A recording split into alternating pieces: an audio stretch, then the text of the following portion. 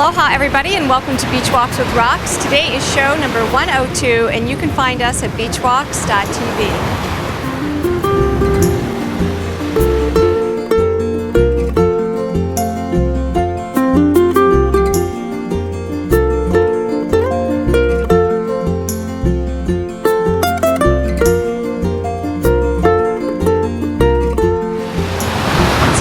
Today's show, I would do something I've been wanting to do for quite a while really, and it's to give basically a primer or an introductory overview, summary overview of this concept that I refer to a lot, the number one versus the number two personality. I find when I'm doing my show notes, I often want to refer to like a reference file for people that are new to the show or don't really have a clue what I'm talking about when I say my number one or my number two. So 102, that's today's topic.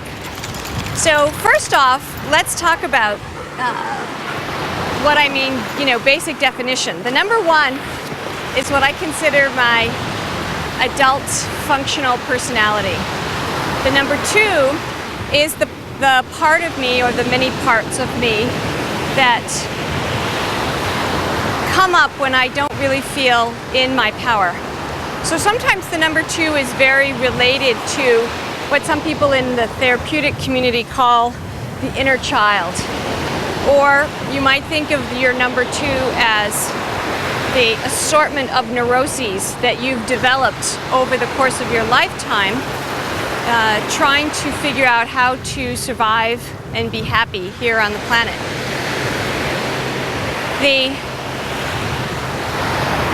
number two in that sense, you might think of as here and then, because the number two energy can be present right now, but the number two really as an entity is who you were. It's not who you are right now, it's who you were.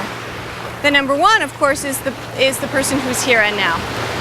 So along those lines, the energy of the number one and the attention of the number one is very much about being in the present, because that's where I actually have the ability to impact my life.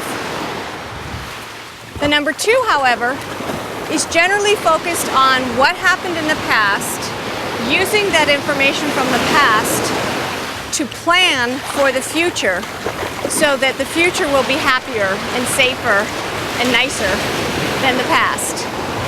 So the number two is carrying around this baggage of the past all of the time and basically running everything through that filter to decide if it's good or bad, right or wrong, now or never, all or nothing. These very absolute principles.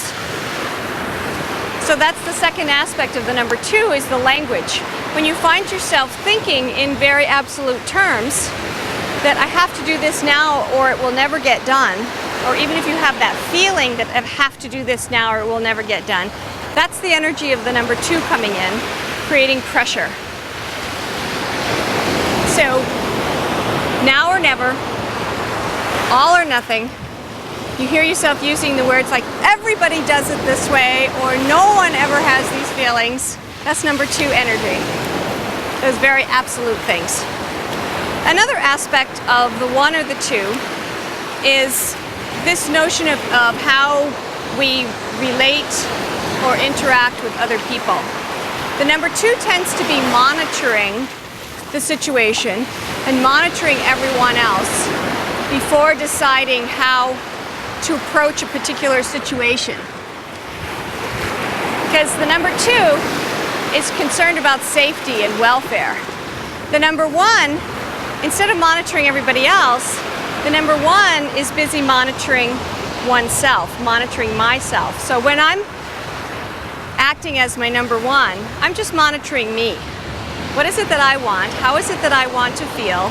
What is it that I want to do right here, right now, in the present? Because that's where I have the power to affect change in my life.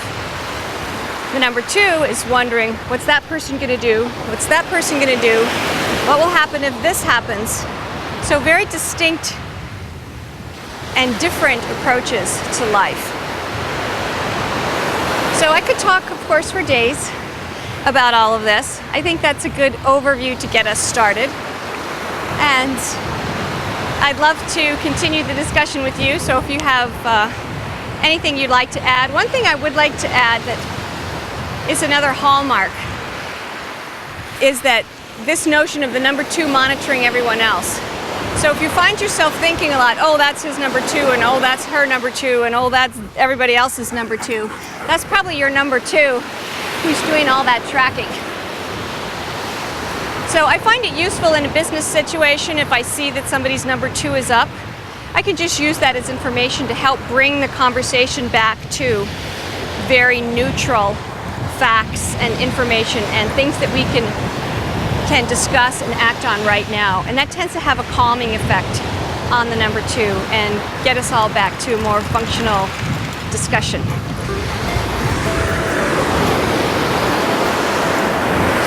Thanks for joining me in Lexi today. Can you believe it's after 5 o'clock and the sun is still this high? It is summer, even though not technically yet, but it sure feels like it. You can Skype at Roxanne Darling, or you can phone 949-544-1456. Aloha, everybody. Here we go.